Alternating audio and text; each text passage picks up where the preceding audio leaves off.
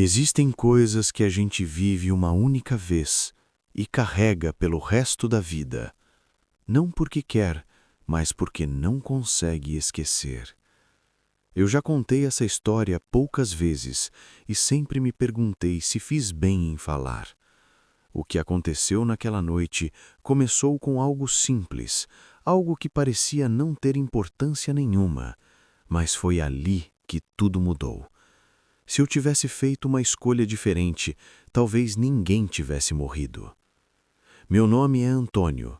Hoje tenho 74 anos e o que vou contar aconteceu no início da década de 1970, quando eu ainda era um rapaz novo, morando no interior do Paraná, numa região pequena, cercada por mato, estradas de terra e poucas casas espalhadas. Naquela época, a vida era simples demais para a gente imaginar que algo errado pudesse acontecer.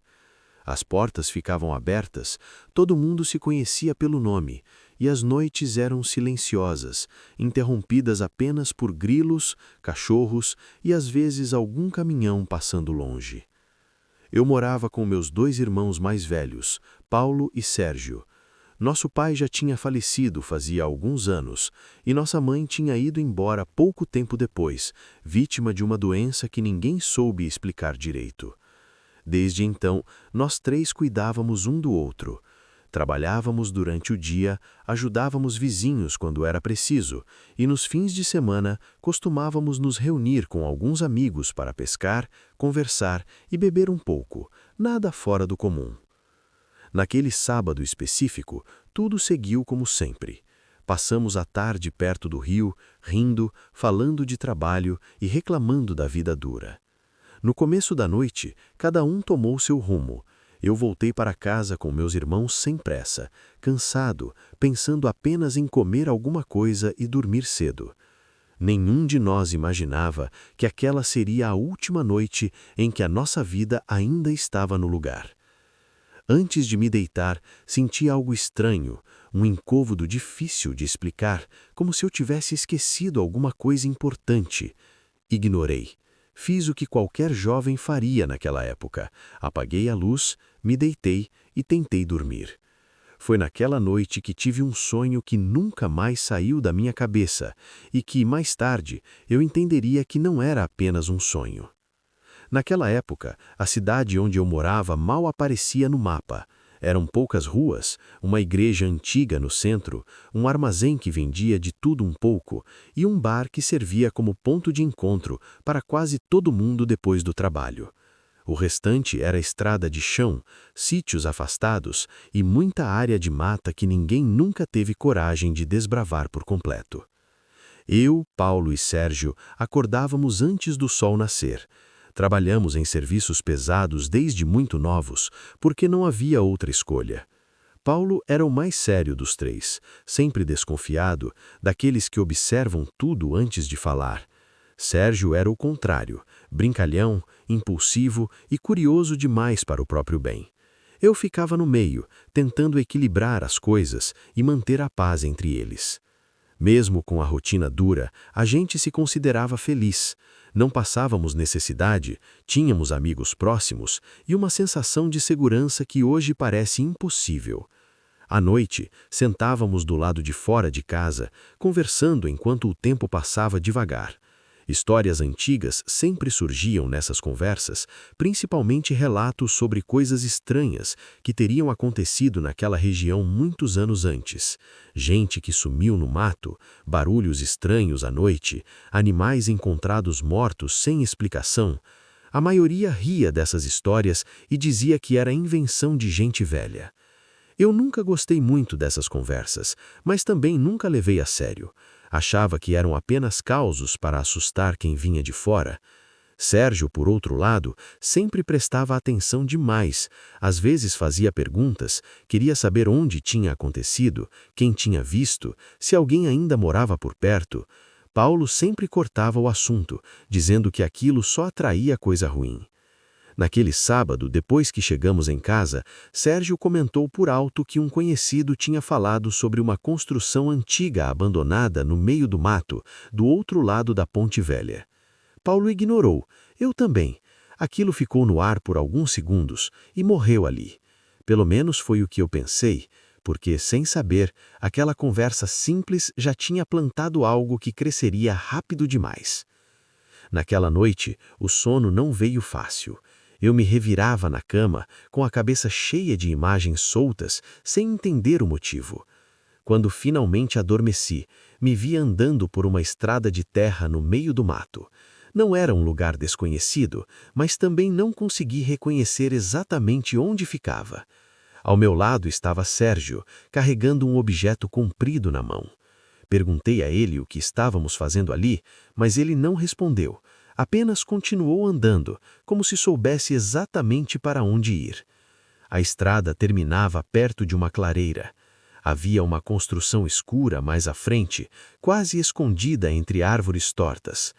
Antes que eu pudesse dizer qualquer coisa, ouvi um som estranho vindo de dentro do mato. Não era passo de gente, nem de animal comum, era algo arrastado, irregular. Sérgio parou de repente e virou o rosto na minha direção. Quando ele falou, a voz não parecia a dele. Disse apenas que já era tarde demais para voltar. Nesse momento, senti o impacto forte e acordei assustado, com o coração disparado. Levantei antes do amanhecer, lavei o rosto e tentei afastar aquilo da cabeça. Fiquei repetindo para mim mesmo que tinha sido apenas um sonho ruim, coisa de cansaço. Mesmo assim, aquela imagem da construção e da estrada não saía da minha mente. Ao sair de casa, percebi que Sérgio já estava acordado, sentado no banco do lado de fora, olhando para a estrada em silêncio. No café, ele comentou, como quem não quer nada, que tinha pensado melhor sobre aquela história da construção abandonada. Disse que talvez fosse interessante dar uma olhada, só por curiosidade. Paulo respondeu de imediato que não fazia sentido mexer com coisa velha no meio do mato. Eu fiquei calado, lembrando do sonho. Naquele momento, algo dentro de mim dizia que aquilo não era uma boa ideia. E se aquilo não fosse coincidência? E se aquilo não fosse coincidência? No fim da tarde daquele mesmo dia, Sérgio apareceu em casa acompanhado de um amigo nosso chamado Elias. Ele dizia ter certeza de onde ficava aquela construção antiga e garantiu que não era tão longe quanto parecia. Segundo ele, ficava depois da Ponte Velha, numa área que quase ninguém frequentava mais. Paulo torceu o nariz na hora, dizendo que aquilo era perda de tempo, mas Elias insistiu. Falou que já tinha passado por lá uma vez e que parecia abandonada fazia décadas. Acabamos cedendo, não porque acreditássemos que encontraríamos algo importante, mas porque naquela época qualquer novidade quebrava a rotina. Pegamos lanternas, um facão velho e seguimos a pé, já com o céu escurecendo. O caminho era mais longo do que Elias havia descrito. Andamos por trilhas estreitas, desviando de galhos e buracos, até chegar a uma área onde o mato parecia diferente, mais fechado e silencioso. Quando a construção finalmente surgiu diante de nós, senti um aperto no peito. Era uma casa de madeira antiga, inclinada, com partes do telhado afundadas. As paredes estavam marcadas pelo tempo, e a porta pendia torta, quase caindo. Elias empurrou a porta com cuidado e ela abriu com facilidade, revelando um interior escuro e empoeirado. Dentro havia móveis quebrados, objetos espalhados e marcas no chão que não pareciam tão antigas quanto o resto. Sérgio começou a revirar tudo, como se procurasse algo específico. Foi então que, sob uma tábua solta, encontramos um embrulho envolto em pano grosso. Dentro havia algumas peças antigas e um objeto que não parecia pertencer àquele lugar. Eu segurei aquilo nas mãos sem entender o porquê, mas uma sensação ruim tomou conta de mim. Mesmo assim, ninguém sugeriu deixar tudo ali. Sem saber, levamos conosco algo que jamais deveria ter saído daquele lugar. Voltamos para casa já tarde, andando rápido, como se todos sentíssemos vontade de sair dali o quanto antes. Ninguém falou muita coisa no caminho. Cada um parecia preso aos próprios pensamentos. Quando chegamos, guardamos o que tínhamos encontrado sem comentar com mais ninguém. Combinamos de conversar melhor no dia seguinte, com a cabeça fria. A primeira coisa estranha aconteceu ainda naquela noite. Eu estava deitado quando escutei um barulho do lado de fora da casa, perto do galinheiro. Parecia alguém andando devagar, pisando com cuidado. Pensei que fosse algum animal solto e não levantei. Minutos depois, ouvi novamente, agora mais próximo da parede. Não era passo apressado, nem pesado demais, mas também não era de bicho pequeno. Fiquei imóvel, prestando atenção até o som cessar. Na manhã seguinte, Paulo foi verificar o quintal e encontrou o galinheiro revirado. Nenhuma galinha tinha sumido, mas as marcas no chão não pareciam normais. Sérgio tentou fazer graça, dizendo que devia ter sido algum cachorro grande. Eu não disse nada, mas sabia que aquilo não explicava tudo. Ao longo do dia, mais coisas estranhas aconteceram. Um vizinho comentou que ouviu alguém chamando pelo nome dele durante a madrugada, mas quando saiu para ver, não encontrou ninguém. Outro disse ter visto uma figura parada perto da estrada, imóvel demais para ser gente comum. No começo da noite, Elias apareceu em casa pálido, dizendo que alguém tinha batido na porta dele e quando abriu, não havia ninguém. Aquela sensação ruim voltou com força. Algo tinha mudado desde que entramos naquela construção.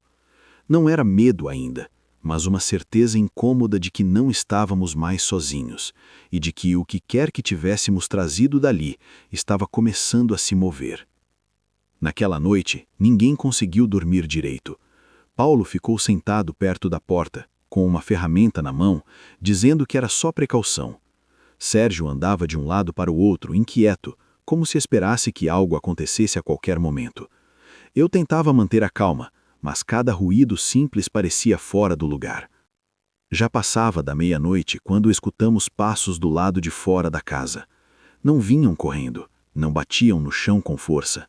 Eram lentos, regulares, dando a impressão de alguém que conhecia bem o terreno. Sérgio fez menção de abrir a porta, mas Paulo o segurou pelo braço. Ficamos em silêncio, ouvindo aqueles passos contornarem a casa, pararem por alguns segundos perto da janela e depois seguirem em direção ao fundo. Minutos depois, veio um som diferente, como algo sendo arrastado perto do galpão. Paulo decidiu sair para verificar.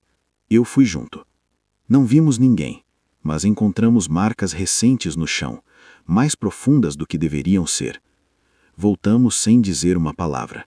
Assim que fechamos a porta, ouvimos uma batida seca, única, do lado de fora. Nenhuma voz, nenhum pedido, apenas a batida. É rápido, mas se você está acompanhando esse relato até aqui, aproveita para deixar o seu like e se inscrever no canal. Isso ajuda muito para que mais histórias como essa continuem sendo contadas. Depois disso, nada mais aconteceu naquela madrugada. Mesmo assim, ninguém relaxou. Ao amanhecer, descobrimos que um cachorro de um sítio próximo tinha sido encontrado morto, sem sinais claros do que o atacou. Foi nesse momento que entendi que aquilo não ia parar por conta própria. O que trouxemos da construção estava cobrando atenção, e talvez algo muito pior estivesse prestes a acontecer. No dia seguinte, Elias não apareceu para trabalhar. Achamos estranho, mas imaginamos que ele estivesse doente ou tentando evitar comentários. Só no fim da tarde fomos até a casa dele. A porta estava encostada, e lá dentro tudo parecia fora do lugar.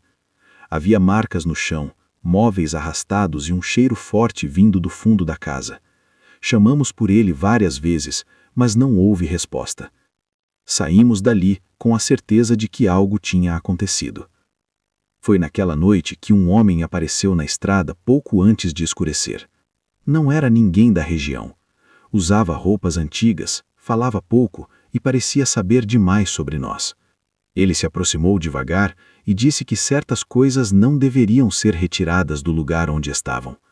Paulo tentou desconversar, mas o homem olhou direto para mim, como se soubesse exatamente o que eu carregava desde aquela visita à construção. Ele falou que aquilo precisava ser devolvido antes que o ciclo se completasse. Disse que o que rondava a região não era apenas uma criatura, mas algo guiado, conduzido por quem sabia usar o que estava escondido. Antes que pudéssemos perguntar qualquer coisa, o homem se afastou e desapareceu entre as árvores, sem fazer barulho algum. Naquela hora, a ideia de que tudo aquilo fosse coincidência deixou de existir. Eu me perguntei se devolver o objeto realmente encerraria aquilo ou se já era tarde demais. Será que o erro não estava apenas em ter levado algo, mas em ter despertado algo que agora sabia exatamente onde nos encontrar? Paulo decidiu que no dia seguinte tentaríamos dar um fim nisso, custasse o que custasse. Pela primeira vez, vi medo nos olhos dele. Um medo diferente, de quem entende que não está lidando com algo comum. E naquela noite, enquanto tentava dormir, tive certeza de que não teríamos uma segunda chance. O plano foi feito às pressas, ainda de madrugada. Paulo acordou a gente antes do sol nascer e disse que não dava mais para esperar. Se fosse para devolver aquilo, faríamos do nosso jeito, com gente de confiança por perto.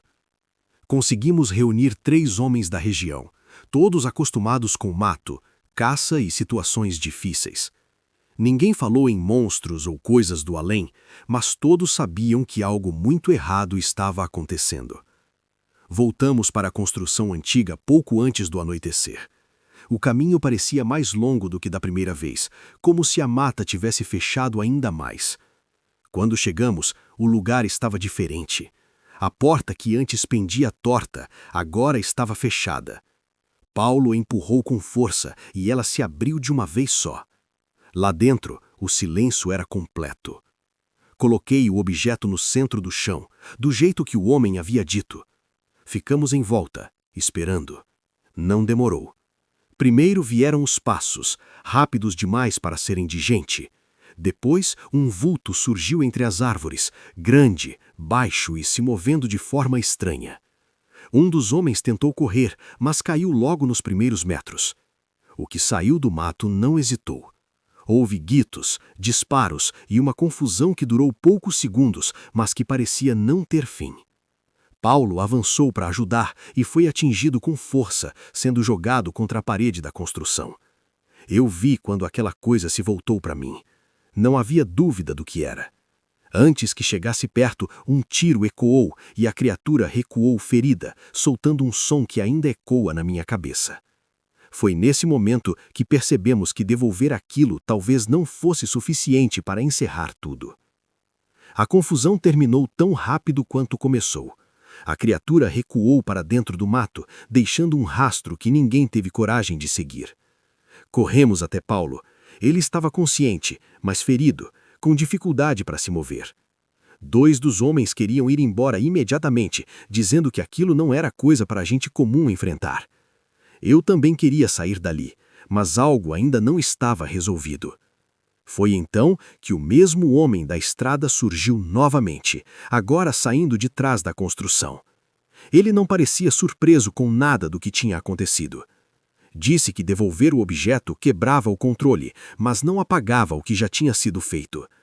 Explicou que a criatura era presa a um ciclo antigo, alimentado por medo, sangue e pela curiosidade humana.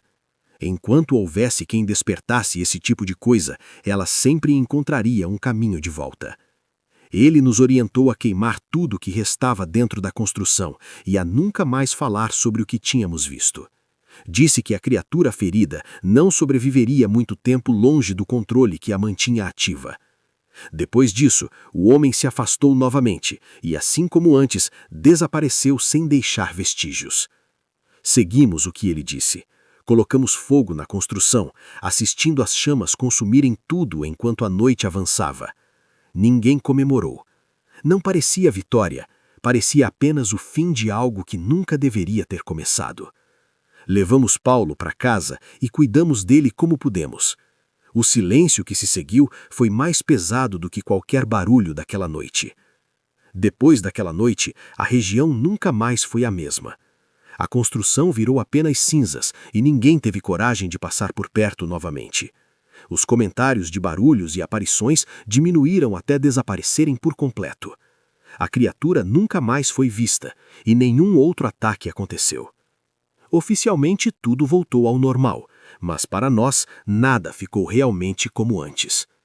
Paulo levou meses para se recuperar dos ferimentos. Mesmo depois de melhorar, ele nunca mais voltou a ser o mesmo homem firme de antes. Pouco tempo depois, decidiu ir embora da cidade. Disse que precisava começar de novo, em um lugar onde ninguém soubesse o que tinha acontecido. Eu fiquei. Alguém precisava ficar.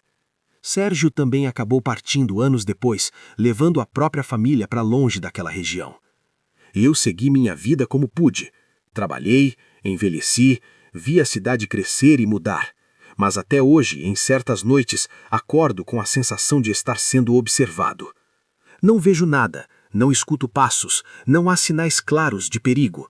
Mesmo assim, sei que existem coisas que não precisam estar presentes para continuarem vivas na nossa memória. Nunca mais toquei em nada antigo, nunca entrei em lugares abandonados por curiosidade. Aprendi da pior forma que nem tudo o que está esquecido quer permanecer assim. Algumas coisas ficam escondidas porque precisam estar longe das pessoas. Se você chegou até aqui, deixe seu comentário dizendo o que achou desse relato, curta o vídeo e se inscreva no canal para não perder as próximas histórias. Elas continuam chegando e algumas são tão difíceis de explicar quanto essa que eu vivi. Esse foi o meu relato. Eu carrego essas lembranças até hoje e sei que vou levá-las comigo até o fim. Porque depois daquela noite, tive certeza de uma coisa. Existem coisas além da imaginação, e nem todas deveriam ser despertadas.